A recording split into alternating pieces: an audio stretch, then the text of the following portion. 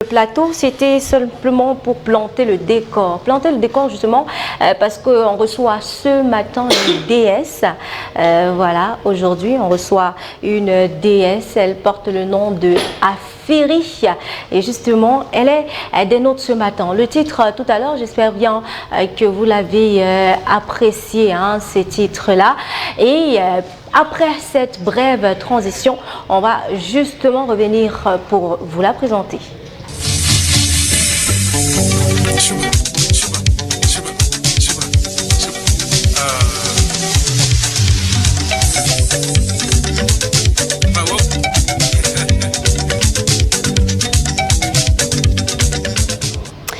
Eh bien, ravi de vous savoir très nombreux à la maison, au bureau, également depuis le lien streaming, le www.connectic.tv. Juste à côté de moi, elle est ébène.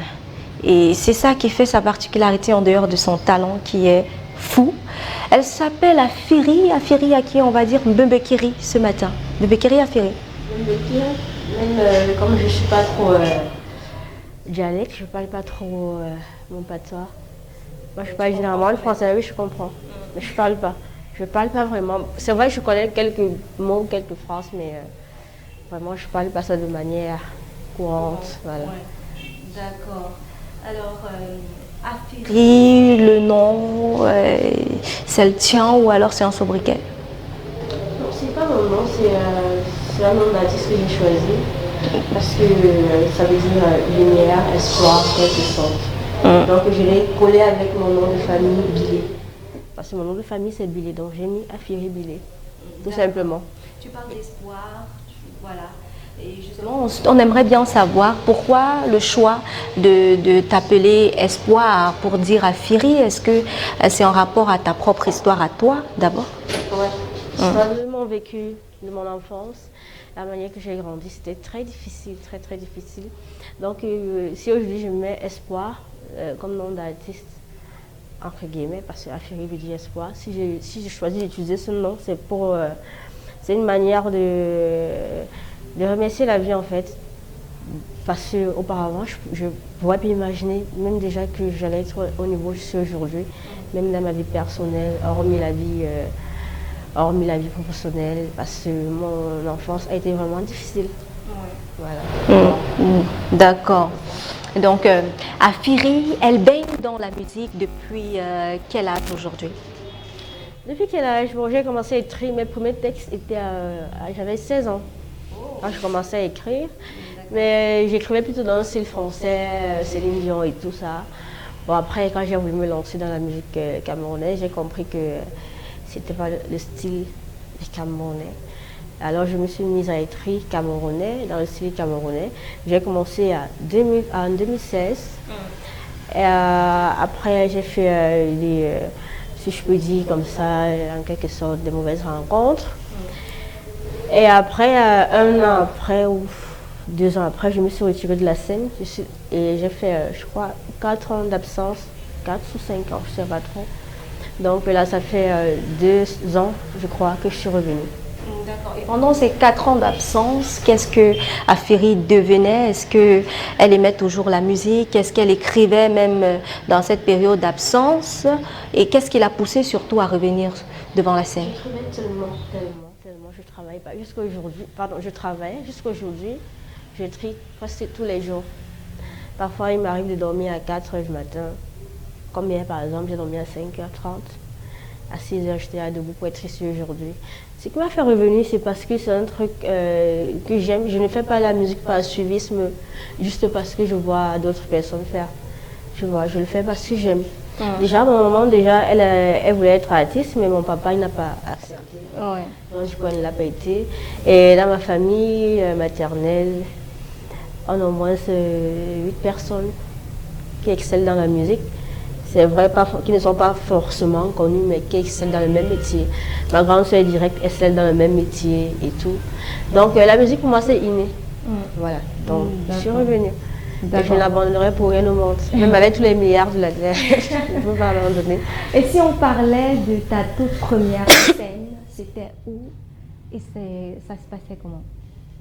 La première scène, c'est quand j'avais fait mon entrée dans la musique. J'étais encore très jeune par rapport à maintenant.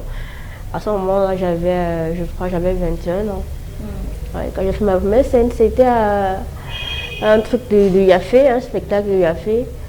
Bon, je ne savais même pas que j'allais chanter. Bon, c'est une relation que je connais. Bon, quand je dis relation, un ami, il m'avait dit, il y a une place, tu peux venir chanter. J'étais encore toute timide, mais ça s'était bien passé, le public avait aimé et tout.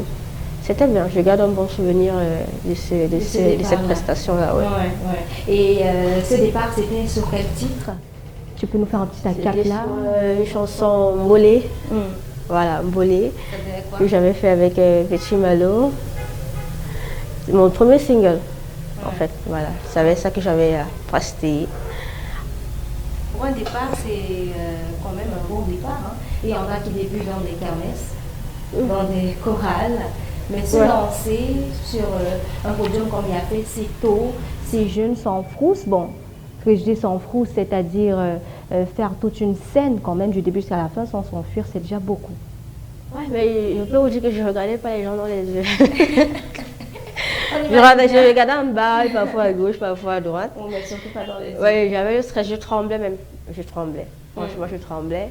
Bon, après, quand j'ai fini de prester, je me suis dit, bon, c'est pas si grave que ça. Je pourrais m'en sortir mieux à l'avenir. Donc, d'accord. C'était bien. Alors, le nouveau bébé actuellement disponible, le titre c'est Amour compliqué. Ça parle de quoi, l'amour compliqué? C'est quel type d'amour? Amour fraternel compliqué? Non, pas fraternel. Amour entre un homme et une femme. Quand je parle de compliqué, je veux dire, il y a des hauts et des bas, voilà, il y a parfois des mésententes et tout. Et spécialement la partie où je dis, si tu vois que ta go n'a plus ton temps et tout, et qu'elle a joué des SMS qui tombent dans son téléphone, ça veut dire forcément qu'elle gère le dos avec quelqu'un d'autre derrière ton dos. Voilà. Et aussi, où je dis que chaque dimanche, vos garçons, ils sont en Paquita, en train de coller les filles de 15 ans, 17 ans, de 20 ans. Parce que c'est une réalité en fait. Ouais, ça devient compliqué. Ouais, ça devient compliqué. D'accord. Je ne sais pas pour vous qui me regardez, mais après ces explications, ça donne envie d'aller justement à la découverte de ce titre, Histoire d'amour, amour compliqué.